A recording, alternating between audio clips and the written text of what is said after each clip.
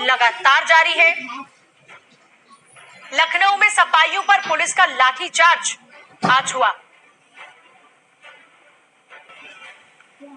हाथरस में सपाइयों ने गिरफ्तारियां भी दी। अखिलेश लगातार ट्वीट करते रहे और सरकार पर हमला बोलते रहे।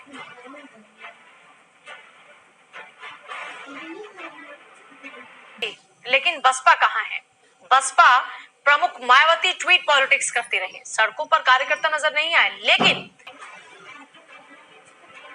ये जंगल राज साथ में प्रवक्ता बीजेपी है, अजय वर्मा है हमारे साथ में नेता कांग्रेस, कपिल श्रीवास्तव है प्रवक्ता समाजवादी पार्टी, प्रेम कुमार हमारे साथ में है पॉलिटिकल एक्सपर्ट। सभी का स्वागत है। पहले एक बार, ये कौन सा तरीका है न्याय मांगने का?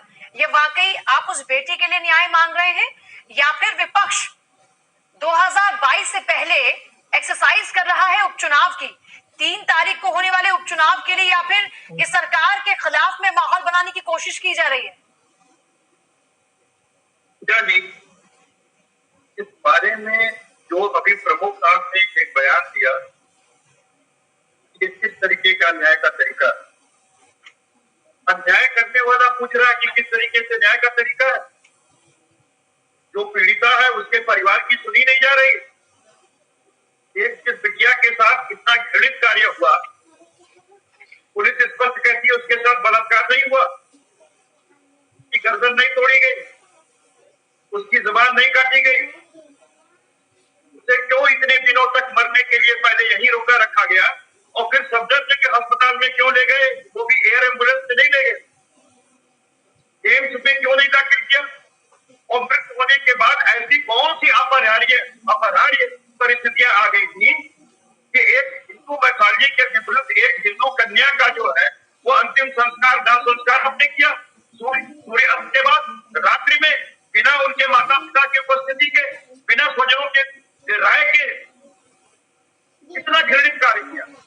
और शायद अगर आप लोगों ने पूरे न्यूज को कवर किया होगा तो आपने देखा होगा कि वहां जो पुलिस वाले खड़े थे, जो वहां का थानेदार खड़ा था, वो हंस रहा था, वहां का डिप्टी एसपी हंस रहा था, हंस के बातें कर रहे थे। डीएम साहब को शर्म नहीं आ रही थी, वो कहते थे, चित्रा त्रिपाठी जी का उनको पता था कि वो कब आई और कब जो है वो होटल में कहा ठहरी हुई थी, लेकिन उनको ये नहीं मालूम था कि अभियुक्ता जो है क्या बयान थी।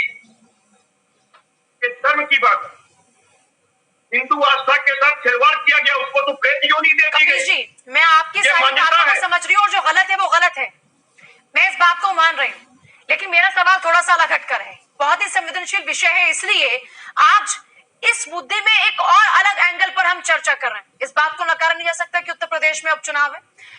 हम हर तस्वीर को देख रहे हैं, आज डीएम के उस बयान को भी देख रहे हैं, व्यवहार जो रहा उसको भी बखूबी देख रहे हैं। लेकिन मैं ये समझना चाह रही हूँ कि जिस तरीके से आप लोग प्रदर्शन कर रहे हैं, सड़कों पर लेट गए, जमकर भीड़ लगा रहे हैं, कोरोना काल में जहां सोशल डिस्टेंसिंग की बात होती है वहां पर सैकड़ों की तादाद में लोग जुटे हुए हैं, क्या इस तरीके से कार्यकर्ता जुटकर न्याय दिला पाएंगे पीड़िता के परिवार को? या फिर मैं फिर दोहरा देती हूँ, या फिर एक्सरसाइज है 2022 से पहले उपचुनाव में एक बार आप लोग चाहते हैं कि एक बार थोड़ा एक्सरसाइज कर लिया जाए ताकि देख लिया जाए कि किस तरह का रिस्पॉन्स आता है आगे? पूजा जी, इसका उपचुनाव से कोई लेना देना। पूरे देश के अंदर अक्सर चुनाव चलते रहते हैं और ये देख करके इतनी घृणित घटना न होती है और ना आदमी न्याय मांगने के लिए सामने आता, वो भी निर्लज्ज सरकार जिसको शर्म ना आती हो। आप बताइए, जिस तरीके से इनकी पुलिस कार्रवाई कर रही, इन्होंने पुलिस पे क्या कार्रवाई किया? ऐसे डीएम के ऊपर जो भी कह रहा है कि मीडिया वालों की सुन करके अपना बयान मत बदलो, उसको डरा धमका रहे हैं परिवार वालों को, और उसके बाद भी आप कहें कि विपक्ष जो है वो नहीं निकलेगा, विपक्ष आईना नहीं दिखाएगा, विपक्ष न्याय की मांग नहीं करेगा। पेंडेमिक अगर है तो वो पूरे देश के लिए, योगी सरकार क्यों ऐसा काम कर रही है कि पेंडेमिक में हमें प्रदर्शन करना पड़ रहा है न्याय मांगने के लिए? और दूसरी, एक पिता की कीमत, एक बेटी की कीमत आप क्या मुआवजा लगाएंगे? उसी से आप बताएंगे कि आप कितना, और वो भी प्रधानमंत्री जी को उसमें कूदना पड़ेगा। शर्म आनी चाहिए योगी सरकार को। इस तरह की लगातार मुसलसल घटनाएं हो रही है। आज गोरखपुर के अंदर जहाँ ये योगी आदित्यनाथ जी की कर्मभूमि है, 29 साल जहाँ के वो सांसद रहे हैं, यहाँ एक महिला की ब्रूटल तरीके से हत्या करके और लाश काट करके और बॉक्स के अंदर जो है मैं वो कपिल बराबर जी नहीं आती है। हूँ। देखिए दरअसल ये बहुत बृहत विषय है। महिला सुरक्षा इतना बड़ा तो आप नौकरी से खरीदना चाहते हैं अमिता बना दी गए वो से खरीदना चाहते हैं, मुआवजे से खरीदना चाहते हैं, अपने आप रुपयों से छुपाना चाहते हैं, नौकरी से छुपाना चाहते हैं। शर्म नहीं आती आपको? संवेदनहीनता पानी चाहिए, उसमें कोई इंटरवेंशन करना पड़ता है। इस प्रदेश का मुख्यमंत्री सो रहा है, जिसको आप कहते हैं कि इतने बढ़िया मुख्यमंत्री है, उनके गोरखपुर शहर के अंदर लगातार रोज बलात्कार हो रहे हैं। आज ही महिला का लाश बरामद हुई है एक सूटकेस के अंदर। शर्म नहीं आती है आपको? ऐसे मुख्यमंत्री की आप शर्मनाक बनवा रहे हैं, आप उनको महिला मंडित कर रहे हैं। ऐसे मुख्यमंत्री को आप महिला मंडित कर रहे हैं जो चिन्मय जैसे बलात्कारी का केस वापस लेने की वकालत करते हैं। शर्म नहीं आती है आपको?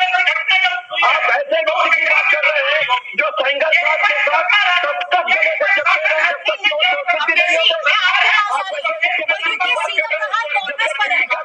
कपिल जी क्योंकि सीधा प्रहार कांग्रेस पर है, तो इसका जवाब पहले अजय वर्मा से ले लेते हैं, फिर मैं कपिल जी आपके पास बहुत देर से वक्त नहीं दिया, मैं कपिल जी का रुख करती हूँ। हाँ कपिल जी, तब आप जो सवाल पूछ रहे थे, जो आप बात रखना चाह रहे थे, आप बताइएगा। पूजा जी, हम कुछ लीगलिटीज इस पर बात करना चाहते हैं। हाँ बिल्कुल बताइए। इस वजह से कि ये जिस तरीके से ये मामला प्रस्तुत कर रहे हैं भारतीय जनता पार्टी और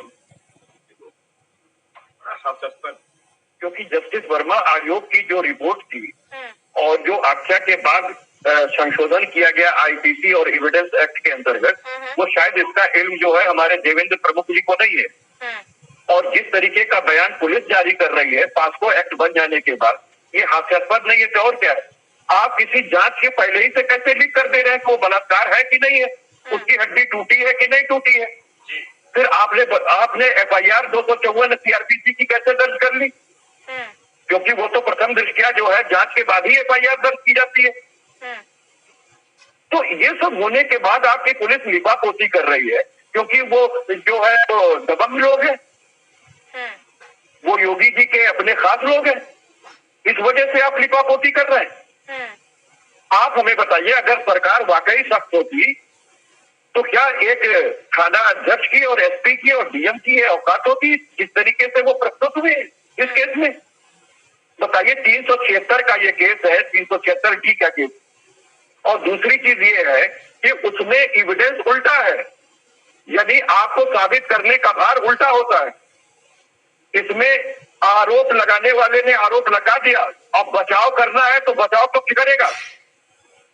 तो जब इतना सबूत का भार उस लड़की के पक्ष में है, 161 का बयान सीओ ने दर्ज कर लिया, स्पेशल उसमें सीओ ने दर्ज किया है बयान, अब ये चीजें पता न गई हैं। और 164 आपने कराया नहीं, क्योंकि वो लड़की उस लायक कोर्ट में जाने लायक नहीं थी, इस वजह से आपने नहीं कराया, और उसके बाद उसकी मृत्यु हो गई। अगर आपने उसके परिजनों को उसका अंतिम संस्कार करने के लिए शव नहीं बच दिया, तो इसका मतलब क्या वो लावारिस थी? आपने लावारिस की भी पूरी प्रक्रिया होती है पूजा जी, मैं ये लीगल चीज बता रहा हूं। और अगर उनके परिवार वाले चाहें तो इसी योगी सरकार और योगी जी के ऊपर कपिल जी चलिए, तो हम सब बता रहे हैं, लेकिन मेरा जो विषय है, अपराध का मुकदमा कायम किया जा सकता है। कपिल जी, आप लोग आज लगातार विरोध प्रदर्शन कर रहे थे, इससे पहले भी विरोध प्रदर्शन कर रहे थे। लखनऊ के अंदर जबरदस्त तरीके से लाठीचार्ज हुआ, यहाँ तक कि कई कार्यकर्ता बेहोश भी हो गए, ऐसी तस्वीरें भी सामने आई। जबरदस्त तरीके से समाजवादी पार्टी कार्यकर्ताओं ने आज पूरे जोश के साथ में प्रदेश की इस निर्भया, इस गुड़िया को इंसाफ दिलाने के लिए खूब प्रदर्शन किया। और उसके बाद ये जो लाठियां भांजी जा रही हैं, मतलब क्या है ये? आपके लिहाज से क्यों हो रहा है ऐसा? ऐसा इसलिए हो रहा कि ये सरकार तानाशाही पूर्वक रवैया अपना रही और ये अंग्रेजों की तरह व्यवहार कर रही है। ये काले अंग्रेज, क्योंकि इन्होंने हमेशा अपनी चीजें जो सीखी है वो अंग्रेजों से सीखी है और इनको देश के संविधान में कोई आस्था नहीं है। ये नागपुर के संविधान से संचालित होने वाले लोग।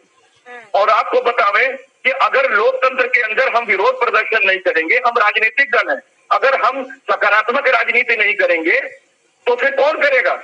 योगी जी को तो आना ही नहीं चाहिए, योगी जी को तो योग साधना करना चाहिए था। आज उनके विषय वस्तु है नहीं। चाणक्य को भी उन्होंने नहीं पढ़ा, चाणक्य ने इसीलिए ठुकरा दिया, उसमें चंद्रगुप्त को इसीलिए राजा बनाया था। लेकिन ये क्या कहें, बड़ी अजीब किस्म की सरकार चल रही है। बहन बेटियों की इज्जत तो समझने लायक सरकार नहीं है, क्योंकि अपनी होती तो शायद समझ में आती। नहीं, लेकिन क्योंकि एक गृहस्थ के जो समस्याएं होती है वो एक गृहस्थ ही समझ कि सकता जब है। उत्तर प्रदेश का विधानसभा चुनाव हुआ उस दौरान में बुलंदशहर कांड को बखूबी आप भी शायद ना ही भूल पाए, क्योंकि उसी कांड को लेकर खुद बीजेपी खूब आक्रामक थी उस दौरान की तत्कालीन समाजवादी पार्टी के खिलाफ में। तो ये आज हाथरस का कांड है, कल बुलंदशहर का कांड था, हर सरकार का कोई ना कोई कांड है। बस फर्क इतना है कि तब आप कटघरे में थे और आज ये कटघरे में खड़ा कर रहे हैं।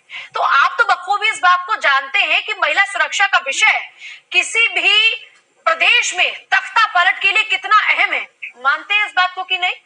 सत्ता से आपकी बेदखली का एक बड़ा जो कारण है वो महिला सुरक्षा भी रहा। वो बुलंदशहर कांड ने भी खूब भूमिका निभाई थी। बिल्कुल, अगर आप उस संजीदगी को बहुत बखूबी जानते हैं और आप आज मतलब मैं इसीलिए ये सवाल पूछ रही हूँ। आज दरअसल इस संवेदनशील मुद्दे में इस एंगल को लाने का एक सबसे बड़ी जो वजह जो कारण था वो ये भी था कि हम इस पर भी बात करें कि ये जो आक्रामकता है ये हर वक्त रहनी चाहिए। आज आक्रामकता खूब ज्यादा है। मैं तो कहती हूँ कि विपक्ष की आक्रामकता हर दिन होनी चाहिए, 24/7 होनी चाहिए, 365 दिन होनी चाहिए, तभी तो कहते हैं मजबूत लोकतंत्र है। लेकिन ये जो चुनाव की करीबियों के चलते आक्रामकता बढ़ जाती है, फिर सब कुछ ठप हो जाता है। तकलीफ होती है, बहुत ज्यादा तकलीफ होती है। जल्दी से कपिल जी, मेरे पास वक्त बहुत कम है। पूजा जी बहुत सीधी सी बात आपको कह रहे हैं कि विपक्ष में जब भी कोई हो उसको सत्ता को आईना दिखाना चाहिए, चाहे वो हमारा समय काल हो या किसी का भी समय काल हो। दूसरी चीज मैं कहूंगा, इन दोनों घटनाओं को एक साथ नहीं जोड़ा जा सकता है। इसलिए नहीं जोड़ा जा सकता है कि वहां पे पुलिस और प्रशासन की बर्बरता इस तरीके से सामने नहीं आई थी कि किसी लाश को छत विच्छत करके फूंक दिया जाए। तो ये आप सोचिए, यहाँ तो पुलिस और योगी सरकार ने खुद ही क्रिमिनल वाले अप्रोचेस अपनाए हैं तो और क्रिमिनल का काम किया है। किसी भी घटना की सरकार ने किसी एक दूसरी घटना से नहीं संवेदनशीलता का काम नहीं किया है, संवेदनहीनता का काम किया है। दिल्ली में जो दामिनी के साथ हुआ, आज जो हाथरस कांड में हुआ, इसकी कोई तुलना नहीं है। हर घटना की अब कोई तुलना नहीं है। महिलाओं के साथ हुए जो अपराध है उनकी कोई तुलना आपस में नहीं है, लेकिन जो अपराध हुए उसके बाद जो गतिविधियां हुई उससे जो परिवर्तन हुआ उस परिप्रेक्ष्य में बात कर रहे हैं। प्रेम कुमार जी फटाफट से कमेंट जल्दी से। लेकिन मैं एक महत्वपूर्ण बात इस चर्चा से जो निकल के आ रही है कि जो विपक्ष कर रहा है, देखिए विपक्ष जो कुछ भी कर रहा है, आज जो सरकार जो मुआवजे की घोषणा कर रही, नौकरी की घोषणा कर रही है, क्या विपक्ष आंदोलन नहीं करता तो होता क्या? आज यूपी में हर दिन 11 महिलाओं के साथ बलात्कार हो रहे हैं, हर 24 घंटे में उनका परिवार झेल रहा है। नमस्कार।